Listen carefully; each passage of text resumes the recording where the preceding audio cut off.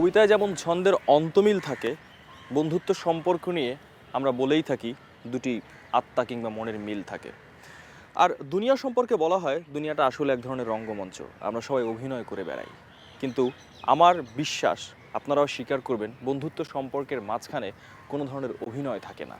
কবিতা, মঞ্চ এবং অভিনয়, তিনটি কথাই উঠে আসলো এবং এই তিনটি অঙ্গনেই কিংবা এর থেকে বেশি অঙ্গনে যে মানুষটি দাপিয়ে বেরিয়েছেন, সফল হয়েছেন, তেমন একটি প্রিয় নাম আজকে আমাদের অতিথি। সবাইকে আমন্ত্রণ বন্ধু তোমারই খোঁজেতে। ইভান সাইড আপনাদের সাথে আছে। আজ আমাদের অতিথি হয়ে আছেন প্রিয় নাম গুণীজন জয়ন্ত চট্টোপাধ্যায়। চলুন দর্শক, আর অপেক্ষা না বাড়িয়ে আমন্ত্রণ জানাই আজকের অতিথিকে। Please welcome. কেমন আছেন? আপনার হাতে বই আছে এবং কবিতার কথা বলছিলাম, আপনাকে পেয়ে কবিতা দিয়ে অনুষ্ঠান শুরু করতে ইচ্ছে করছে। কবিতা দিয়ে রবীন্দ্রনাথের একটা কবিতা আমার প্রায় মনে হয়, এটা মনে হয় যে এটা আমারই লেখা, হ্যাঁ, আমারই কথা। মরিতে চাহি না আমি সুন্দর ভুবনে, মানবের মাঝে আমি বাঁচিবারে চাই। এই সূর্য করে এই পুষ্পিত কাননে, জীবন্ত হৃদয়ে মাঝে যদি স্থান পাই। এই যে পৃথিবী নিয়ে কথা এবং পৃথিবী থেকে এই সুন্দর প্রকৃতি, বন্ধু, কাউকে ছেড়েই আমরা যেতে চাই না, কিন্তু সেই পৃথিবীতে আমাদের প্রিয় মানুষটি যখন প্রথম এলো, ছোটবেলায় যখন বন্ধুত্ব শুরু হলো, ছোটবেলার সেই সময়টা, প্রথম বন্ধু কারা ছিল, কি করতেন? আমার এখনো পর্যন্ত আমার আমরা যখন প্রাইমারি স্কুলে পড়েছি সেই সময় সাতক্ষীরার ঈশ্বরীপুর গ্রামে, একদম সুন্দরবনের পাশেই। তা আমার সেই সময়কার বন্ধুদের মধ্যে একজন বন্ধু এখনও আছে এবং তার সঙ্গে এখনও আমার বন্ধুত্ব রয়েছে। প্রায় সপ্তাহের মধ্যে অন্তত 2 থেকে 3 বার তার সঙ্গে কথা হবে। আর আমি বছরে একবার করে বাড়ি যাই। সে সময় সে আগে থেকেই রাস্তার মোড়ে দাঁড়িয়ে থাকে। হ্যাঁ, ওর নাম হচ্ছে আমির আলী। আমরা যখন সামনাসামনি হই তখন আমরা ভুলে যাই যে আমাদের কিচ্ছু বলে যাই। প্রথম জীবনের প্রথম বন্ধু। আরও কয়েকজন বন্ধু ছিল, শ্যামল ছিল, নেই দেশে। মঞ্জুর বলে একটা আরেক বন্ধু ছিল, মঞ্জুর। ও ঢাকাতেই আছে, ও ইঞ্জিনিয়ার। আমরা একটু সামনে যাই, চলো। সামনে গিয়ে আপনার আরও বন্ধুদের কথাগুলো শুনবো আপনার কাছ থেকে। স্কুলের কথা তো শুনছিলাম, স্কুলের সময়ে পড়াশোনার বাইরে মানে কি কি করতেন? স্কুল পালানো কিংবা ওই ঘটনাগুলো সে তো হতোই। স্কুল পালানো তো একটা আমাদের একটা মানে নিত্য নৈমিত্তিক ব্যাপার ছিল। তার জন্যে বকুনিও খেয়েছি, মারও খেয়েছি। এবং আমি খুব খুব ছোটোবেলাতেই, আমি যখন ক্লাস 6-7-এ পড়ি, সে সময় আমি একাঙ্কিকা নিজে লিখে আমরা অভিনয় করেছি এবং আমরা পুরস্কারও পেয়েছি। এছাড়া আমার ছোটোবেলা আরেকটা ছিল, সে হচ্ছে আমি তো তবলা বাজাতাম একসঙ্গে। এইসব কিছুর সাথে জড়িয়ে থাকা সেই সময়ের যে বন্ধুদের সাথে আপনার সময়টা ছিল, যে পালিয়ে যাওয়া বা সেখানে কোনো বন্ধুত্ব তৈরি হয়েছিল? হ্যাঁ, সেটা কলকাতাতে। আচ্ছা, সেটা কলকাতাতে আমার কিছু বন্ধু ছিল। অলোক ছিল আমার খুব প্রিয় বন্ধু। কি কি করতেন? প্রথম কথা হচ্ছে যে আমার স্কুলে থাকতে গিয়ে কিন্তু আমাদের চুরি কিন্তু আমাদের প্রতিদিনের একটা কাজ ছিল। চুরি মানে ডাব চুরি, অমুক চুরি, গাছের ফল চুরি। এবং এটা হচ্ছে আমাদের বাগান, আমাদের সব থেকে বেশি বাগান ছিল আমাদের, নিজের বাগান থেকেই চুরি। হ্যাঁ, নিজের বাগান থেকেই চুরি। এবং আমাদের একটা সে সময় একটা কমন হবি ছিল, সেটা আমরা চুরি চামারি করে ডিম চুরি করে নিয়ে এসে আমরা চড়িভাতি করতাম। হ্যাঁ, এই।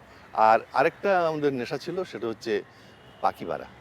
আর কলকাতাতে যেটা হয়েছিল, কলকাতাতে কিন্তু দুষ্টুমির মাত্রাটা অন্যদিকে ছিল। যেরকম কলকাতা একটি এখনও আছে, মেট্রো বলে একটা সিনেমা হল আছে। তা আমাদের কাজ ছিল ওই মেট্রোতে ওই আমাদের টিকিট দেখা। আমাদের তো বাড়তি টাকা সে সময় ছিল না। আমি সেজন্য আমার যে আবৃত্তির যে প্রথম যার উৎসাহে আমি আবৃত্তি করা শুরু করি, কল্যাণ হালদার বহুরূপীর, তিনি আমাদেরকে এইটা দেখার জন্য তার 2 বোনকে পড়ানোর দায়িত্ব দিলেন। আমার 30 টাকা বেতন ছিল। আমি মনে করি যে আমার পারফর্মিং আর্টে আসার পেছনে এই লোকটার একটা বিশাল ভূমিকা আছে। আমার জামাইবাবু, আমার মানে ভগ্নিপতির বন্ধু, তিনি ছিলেন সাউথ ইস্টার্ন রেলওয়ে ইনস্টিটিউটের ডিরেক্টর। ওটা হচ্ছে একটা অডিটোরিয়াম, খুব বড়। তো ওখানে আমাকে উনি একটা সুযোগ দিলেন। তা এমন সময় দেখি কাজী সব্যসাচী আসছেন ওইখানে। উনি হচ্ছেন সব শেষের আকর্ষণ।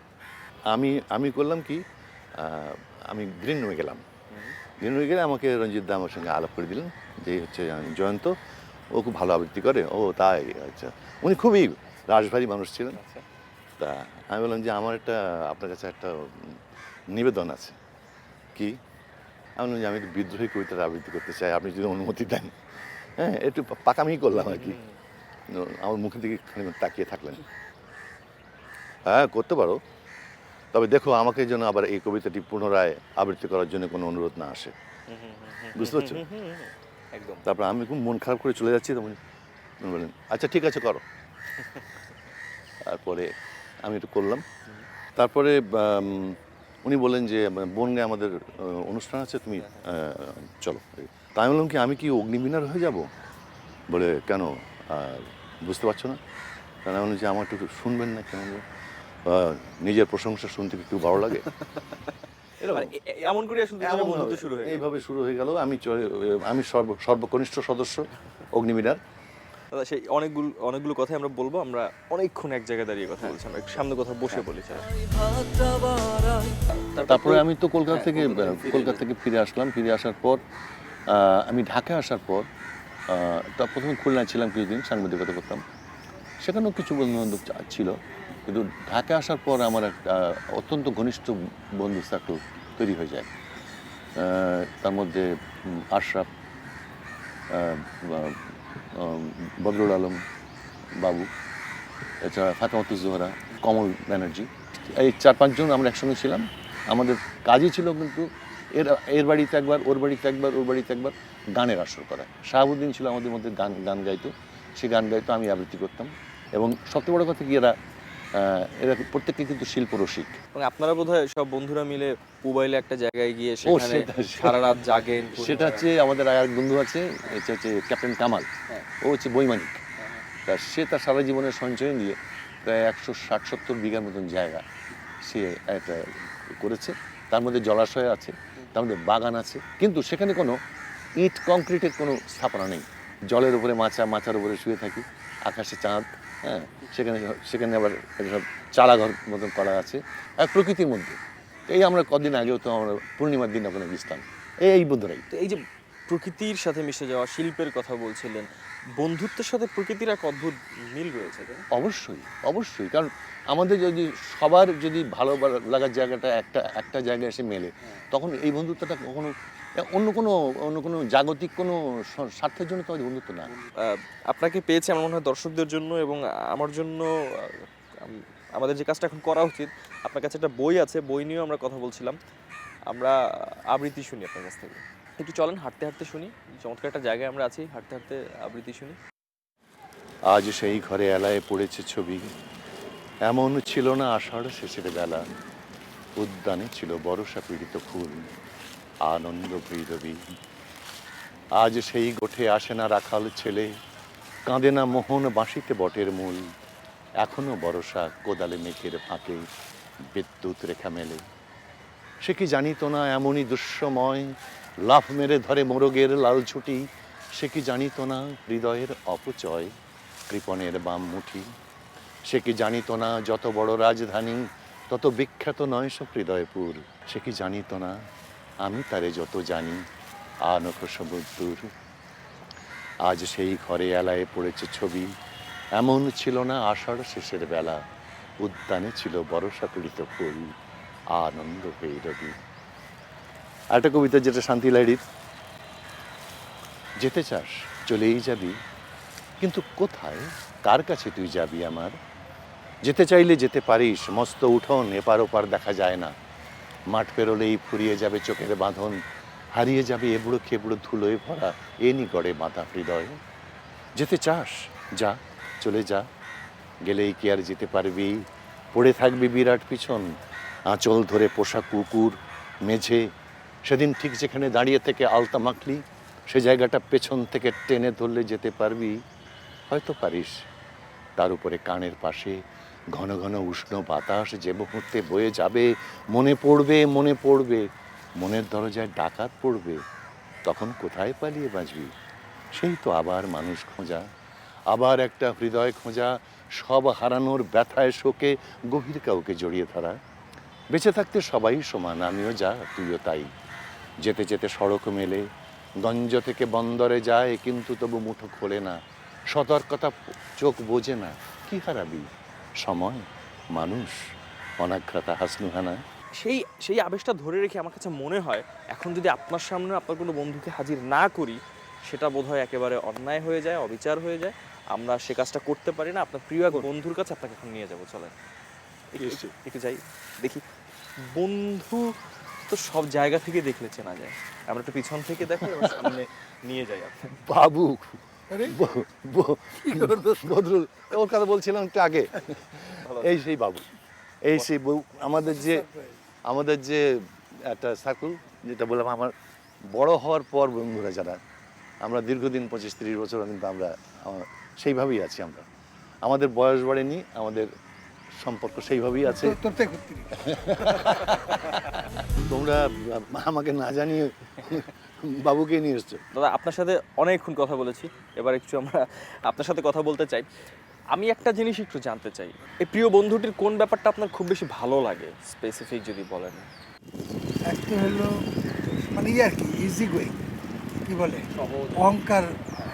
আমার কাছে যেটা ভালো লাগে, আমার সাথে কখনো অহংকার ফহংকার দেখায় নেই, কখনো কোনো এতদিনের বন্ধু এই কিছু আমি দেখছি এইরকম বন্ধুত্বে ফাইন্যান্সিয়াল ব্যাপার আসে নাই। ওর অনেক ক্রাইসিস গেছে, আমার অনেক ক্রাইসিস গেছে, কাউকে কিছু বলতে হয় না, যেমন ওই অটো হয়ে গেছে। জানো দোস্ত, একটা কথা, ওই যে বন্যা হলো যেবার আমাদের 88-এর বন্যা না কোনো বন্যা, ওই বন্যাতে তখন ওর বাড়ি হচ্ছে টিনের বাড়ি, খিলগাঁও। সেইখানে ওর স্ত্রী মানে ভাবিকে বাবার বাড়ি সব পাঠিয়ে দিয়ে ও আর আমি দুজনে নৌকা করে যেতাম প্রতিদিনই, গিয়ে সেখানে ইট করে পালং ছিল একটা বাবার, আমার দাদার আমলে, সেই পালংটার তলে ইট দিতে দিতে দিতে দিতে তার উপরে আবার টেবিল, হ্যাঁ সিলিং দেখা যায় টেবিল করে ওর উপরে একটা এরকম বালতির মধ্যে পানি নিয়ে তাতে ডেটল ঢেলে ওর গায়ে বেঁধে রাখতাম। তা আমরা এই পর্যন্ত পানি ঠেলেও ঘরের মধ্যে পানি ঠেলে ওর উঠে ওর ওপরে উঠতাম, উঠে বসে একটা টেলিভিশন আমাদের ঠিক আই লেভেলে রেখে দিয়ে আমরা সে সময় বড় ক্যাসেট নিয়ে গিয়ে আমরা ছবি দেখতাম, দুজনে বসে বসে ওখানে থাকতাম। এবং সবচেয়ে বড় কথা কি, মানে যে সমস্ত প্রাকৃতিক ডাক, যেটা ছোটখাটো প্রাকৃতিক ডাক, ওর উপরে বসেই হতো, নামার কোনো আবার তাহলে কোমর ভিজে। আচ্ছা দাদা, কোন ব্যাপারটা খুব খারাপ লাগে বলাই হয়নি হয়তো কখনো, কোন বিষয়টা এরকম কিছু বলা আছে? খারাপ লাগে হলো অতিমাত্রায় সিগারেট খাওয়া, অতিমাত্রা, মানে আমার কাছে বিরক্তিকর মনে হয়। বলে এইটার মধ্যে টান নাই, কি নাই, নিকোটিন নাই, টান নাই। আরে ছাড় না তোর নিকোটিন আর টান। বন্ধু হিসেবে মানুষটি কেমন, আমরা যদি বন্ধু বলি? একেবারে বন্ধু যাকে বলে। কিন্তু আমাদের অনেক কিছু নিঃসংকোচ আর কি। হ্যাঁ, সেটা কিন্তু বোঝা যায়, দুজনকে দেখলে মানে কি বলবো, কিন্তু কখনো ইয়া হয় না, মানে মুখ কালাগালি, ঝগড়াঝাটি? হ্যাঁ, অটোমেটিক্যালি এবার ঠিক হয়ে যায়। অনেক রকম ব্যাপার আছে, এর মধ্যে বোর্ড আছে তো, অনেক রকম ব্যাপার আছে, অনেক কথা বলা যায় না। আমরা অনেক কথা অল্প শুনতে চাই, যতটুকু বলা যায়। আমরা একদম কথা বলতে বলতে শেষ প্রান্তে আছি। তবে একটা কথা, আমাদের এই যে বন্ধু সার্কেলের কথা বলছি, আমরা কিন্তু আনন্দ আমরা সবার সঙ্গে ভাগ করে নিই, আবার আমাদের দুঃখের পাশেও সবাই দাঁড়ায়। এটাই বন্ধুত্ব। এইটাই আমাদের অনুষ্ঠান থেকে বিদায় নিতে হবে, তবে একদম খুব সংক্ষেপে আপনার কাছে একটা প্রশ্ন আমি করতে চাই। যে আমি জানি সব কথা বলা হয়ে গেছে, আমি এটাও জানি যে সব কিছু না বলা হলেও বন্ধু হলে সে কথাটা বুঝেই নেয়, তারপরও এই অনুষ্ঠানে এসে আজ কথা বলতে বলতে গিয়ে এমন কোনো কথা কি বন্ধুকে বলার আছে যেটা কখনো আসলে অমন করে বলা হয়নি বা বলতে চেয়েও বলা হয়নি, এমন কিছু বলবেন কিনা? না, আমি বলছি, এই কথাটা আমি বলছি যে ও কবিতাকে ছেড়ে দিচ্ছে, ও নাটকের দিকে বেশি ধাবমান, নাটক নিয়ে বেশি ব্যস্ত। ওর কিছু আবৃত্তি, আমি আবৃত্তি খুব ভালোবাসি। আমার কথা হচ্ছে কবিতাই তার প্রধান হওয়া উচিত। আবৃত্তিকার বাংলাদেশে আমি আছে, কিন্তু মানে আমি জানি না কি পর্যায়ের, আমি তো পর্যায়ে ফেলতে পারি না। অনেকে আবৃত্তি করেন, ভালো আবৃত্তি করে, কিন্তু জয়ন্তের যে মেধা, আবৃত্তির যে ব্যাপারগুলো আছে, যে গ্রামারগুলো আছে, সেটা জয়ন্ত ছাড়া কই আমি তো পাই না। তবে আমরা অনুষ্ঠান থেকে বিদায় নিব, তবে তার আগে আমার কাছে মনে হয় যে আপনার আবৃত্তি আমরা সচরাচর শুনতে পাই। আজ যেহেতু আপনাকে পেয়েছি, আপনার একটা গান শুনতে আমরা অনুষ্ঠান থেকে বিদায় নিতে চাই। একটা গান শুনবো, তার আগে আমি একটু বিদায় নিয়ে আসি। প্রিয় দর্শক, আজ যেতে হবে, তবে আগামী সপ্তাহে আবারও ফিরে আসবো, বন্ধু এবং বন্ধুত্বের গল্প নিয়ে ফিরে আসবো, সাথে কোনো প্রিয় মানুষও থাকবে। আর গল্পের ছলে কি বলতে পারি, সংজ্ঞা খুঁজবো? বন্ধুত্বের আসলে তো কোনো সংজ্ঞা হয়তো ভাবে নেই, কারণ পরিস্থিতি, পরিবেশ, আপনার জীবন প্রবাহের সাথে সেই সংজ্ঞাটা মিলে যায়। বন্ধুত্বের সংজ্ঞা নিজের মতন করে সাজিয়ে নিলেই হয়। সেই বন্ধুদের সাথে ভালো থাকুন এবং আগামী সপ্তাহের অপেক্ষায় রাখলাম। খুব খুব ভালো থাকুন। আপনাদের গানটা শুনুন। কাছে ছিলে দূরে গেলে, কাছে ছিলে দূরে গেলে, দূর হতে এসো কাছে। কাছে ছিলে দূরে গেলে, দূর হতে এসো কাছে। ছিল না প্রেমের আলো, চিনিতে পারোনি ভালো। ছিল না প্রেমের আলো, চিনিতে পারোনি ভালো। এখনো বিরহানলে প্রেমানল জ্বলিয়াছে। কাছে ছিলে দূরে গেলে, দূর হতে এসো কাছে। কাছে ছিলে দূরে গেলে।